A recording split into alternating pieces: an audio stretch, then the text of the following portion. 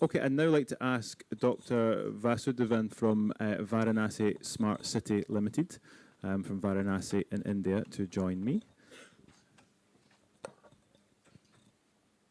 Thank you so much. Good morning.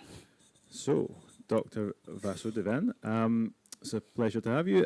Varanasi is a city of great heritage and religious significance. So what challenges to inclusivity and accessibility does its historic nature create, and how is the city addressing these? Good morning. Thank you very much for the opportunity to be here. I don't know how many of you heard the name of Varanasi. It's also known as Banaras and Kasi. It's supposed to be one of the oldest living cities in the world. People say it's 5,000 years old. Some people say even older than that. And people generally come to see what is called the river ghats.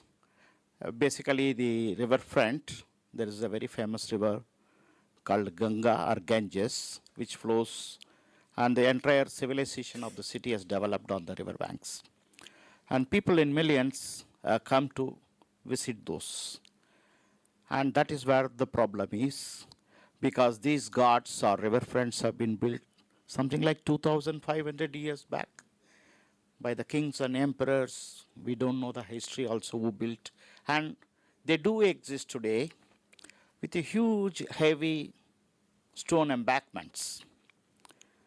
And another interesting part of that is it gets submerged for 3 months in each year and again re-emerges.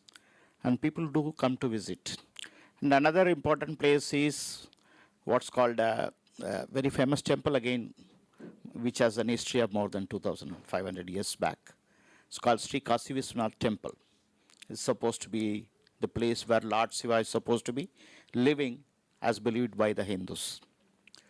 So both the places were cramped spaces, and luckily the Kasi Vishwanath Temple was rebuilt by the government. Now it is fully accessible. We are very glad to see that. And every day used to be something like 100,000 people used to come. Now it has increased to 200,000 people each day, people visiting that temple. And come to this riverfront, what the Gangats, 84 of them, it has been a real challenge. The challenge is because, one, they're age old. The people, the local people were very sentimental about it, won't let it be modified or altered or broken, or if you want to create a ramp or anything, they simply don't allow. They are so very particular because Varanasi is known to be the spiritual, religious, cultural capital of the country. So it has been quite a bit challenge. So what we did and whatever we could do, all the new infrastructures, what we are building today, for us by other civic agencies, and I am representing Varanasi Smart City, we are all making it all inclusive. So we built all together a new riverfront called Namo Ghat, and it is completely accessible. I was particularly glad when we finished and inaugurated. The first guest to arrive was a 95-year-old mother of the Chief Justice of a state, and she came on a wheelchair.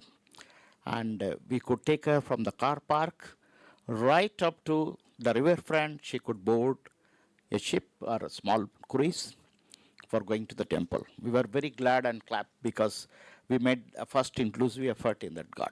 So similarly, the new buildings, whatever, like we are also building a stadium. Yesterday, I was very kind enough to towards the London Stadium. I was all along observing all the points and picking up clues. And of course, we are making it entirely an inclusive stadium. So what we are trying to do, a lot of insights this program has brought, a lot of learnings. We conducted inclusive audits, and the audit reports has given a lot of insights on the shortcomings. We are trying to build on that. We are trying to build awareness with all the civic agencies. There are multiple agencies involved in the city. Development authorities, municipal corporations, public works department, and so many of them. We try to educate and tell them it's not just an option to make the buildings inclusive. it is a kind of a mandatory. We are also trying to tell the governments to rewrite the building bylaws. Don't give approvals for any construction unless it is made inclusive. So it has been quite a challenge being an ancient city, but we are fighting over it. Hopefully in the coming years, we'll see more and more inclusiveness. And thank you very much for the opportunity, Anne. Thank you. Thank you very much. Great. If could make his way to the stage, thank you. Perfect, thank you. I must say, working in Varanasi and the history did make me think a little bit back to the early days of my career. I used to access audit properties for historic Scotland, including castles, and how the interesting thing was that these castles were deliberately built to keep people out, and now they're massive tourist attractions trying desperately to get people in, and the challenges that can bring. So, yeah. Hello. Hello. Thank you again.